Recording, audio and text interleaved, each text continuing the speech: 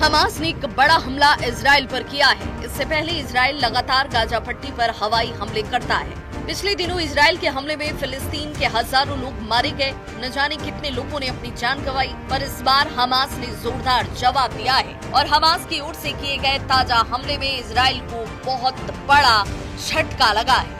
ये साल का सबसे बड़ा हमला माना जा रहा है। जो सूचना सामने आई है उसके मुताबिक देर रात हमास की ओर से खतरनाक रॉकेट फायर किए गए। सबसे बड़ी बात ये कि जो रॉकेट फायर किए गए वो बहुत कम समय में एक साथ कई मारक फायर कर सकता है। हमास की ओर से इससे पहले भी एक साथ कई रॉकेट फायर किए गए। आधे से ज्यादा रॉकेट इजराइल में सटीक ठिकानों पर गिरे। जिन ठिकानों पर हमास ने निशाना साधा वो पूरी तरह से बर्बाद हो गए। इजराइल का एयर डिफेंस सिस्टम एक बार फिर पूरी तरह से फेल नजर आया। इजराइल का आयरन डोम सिस्टम इन रॉकेट्स को रोक नहीं पाया। इजराइल की ओर से कहा गया कि कई जगह रॉकेट्स गिरे हैं और जिसकी वजह से भारी तबाही मची है और इसकी तस्वीरें, इन हमलों की तस्वीरें सोशल मीडिया पर छाई हुई हैं। हमास की तरफ से की गई बमबारी की तस्वीरें जो है सोशल मीडिया पर छाई हुई हैं और कितनी ज्यादा तबाही मची हुई है वो सब कुछ सोशल मीडिया पर देखा जा सकता है। इन रॉकेट्स अपार्टमेंट और बिल्डिंग पर गिरते हुए दिखाई दिए। हमास की ताजा बमबारी में इजराइल को जबरदस्त नुकसान पहुंचा है।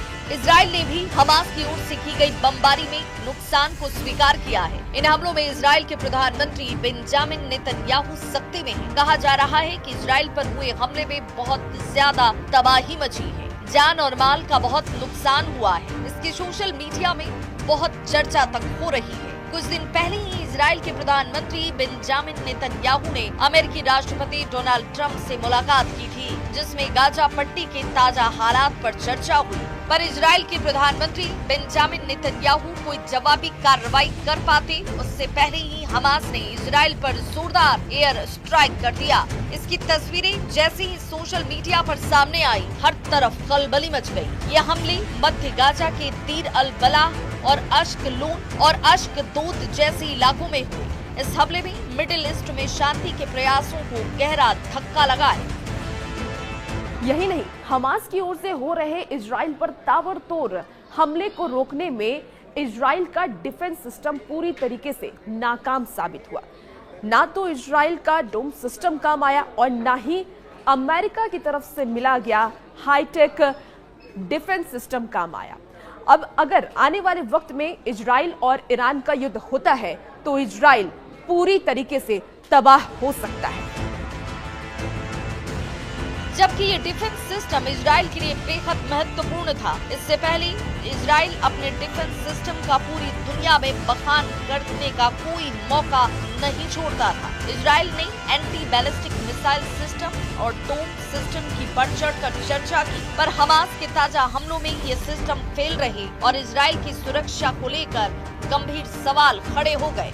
अब हर तरफ यही सवाल उठ रहा है कि आखिर इजराइल का सुरक्षा तंत्र क्यों फेल साबित हुआ। हमास को ऐसे ताकतवर हथियार कहां से मिले जिसने इजराइल में जोरदार तबाही मचाई। गाजा पट्टी में पिछले कुछ दिनों के अंदर इजराइल ने जबरदस्त तबाही मचाई थी। इजराइल की सेना गाजा पट्टी के कई अंदरूनी इलाकों में पहुंची थी। इसके बावजूद हमास ने हार नहीं मानी और इजराइल पर जोरदार बमबारी करके पूरी दुनिया को चौंका दिया।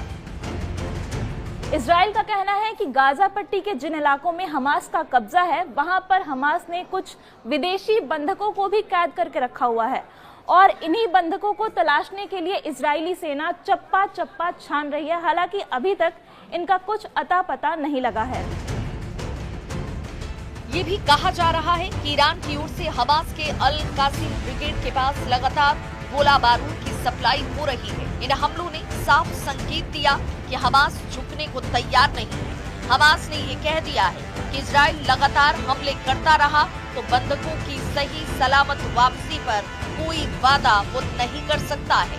इजराइल अमेरिका से चाहे कोई भी डील कर ले।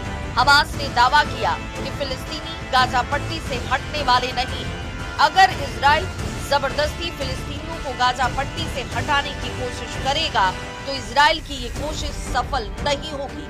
इसीलिए हमास के लड़ाके एक के बाद एक इजराइल पर लगातार अटैक कर रहे हैं और मिसाइलों के ताबड़तोड़ वार से इजराइल को मिट्टी में मिलाने पर आमादा हैं। उधर हमास के हमलों के जवाब में गाजा पट्टी के विभिन्न क्षेत्रों में इजरायली हमले में कम से कम 19 फिलिस्तीनी मारे गए। गाजा सिविल डिफेंस का कहना है कि गाजा शहर के उत्तर पूर्व में खास करके जो इजराइल ने निशाना बनाया घरों को, उसमें 10 महिलाओं और बच्चों को मार दिया गया। गाजा पट्टी के उत्तर में जबालिया क्षेत्र में इजरायली सेना ने 3 लोगों की हत्या कर दी और अन्य को घायल कर दिया। गाजा पट्टी के दक्षिणी शहर खान यूनुस में इजरायली ड्रोन हमलों में कम से कम 2 बच्चे समेत 5 लोगों की जान चली गई। वहीं केंद्रीय नुसेरात शहर में विस्थापितों को भोजन वितरित करने वाले एक टेंट पर इजरायली विमान के हमले में एक शख्स की मौत हो गई। फिलिस्तीनी सुरक्षा सूत्रों के अनुसार पिछले कुछ समय से गाजा सिटी के पूर्वी हिस्सों बेत हनून और बेत लाहिया क्षेत्रों में इजरायली तोपखाने से लगातार गोलाबारी की जा रही है। इस बीच हमास के सशक्त विंग अल कसर ब्रिगेड ने एक बयान में कहा कि उसके लड़ाकों ने गाजा सिटी के पूर्वी हिस्से में स्थित अल वफा अस्पताल के पास 3 इजरायली मकारवा 4 टैंकों को निशाना बनाया। हालांकि इजरायली सेना ने अब तक इन हमलों पर कोई टिप्पणी नहीं की। इजराइल रक्षा बल ने कहा कि गाजा पट्टी में फिर से शुरू किए गए अभियान के तहत हमास के राजनीतिक ब्यूरो के कुल 11 वरिष्ठ अधिकारी मारे जा चुके हैं। फिर से शुरू किए गए अभियानों में अब तक वायुसेना के 350 लड़ाकू विमानों और लगभग 1200 आतंकी ठिकानों पर हवाई हमले किए गए। 100 से अधिक लक्ष्य सटीक हमलों में नष्ट किए गए और गाजा पट्टी में आतंकी संगठनों के सैकड़ों आतंकियों व सैन्य कमांडरों को मार गिराया गया है।